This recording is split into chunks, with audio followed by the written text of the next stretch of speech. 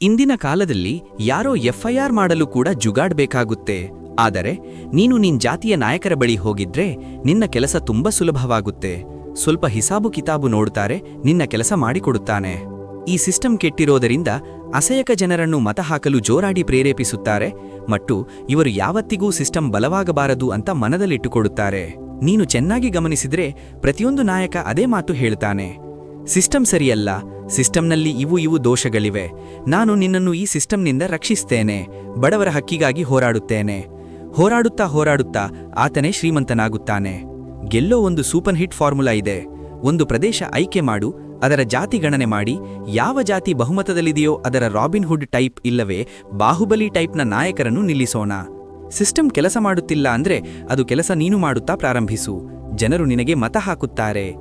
ಯಾರೋ ಒಬ್ಬರು ಹೆಚ್ಚು ಗಮನಿಸದ ಅಥವಾ ಜನರಿಗೆ ಹೆಚ್ಚು ಅರಿವು ಬಂದಿದ್ರೆ ಒಂದು ಚಿಕ್ಕ ದಂಗಾ ಗಲಾಟೆ ಮಾಡಿಸು.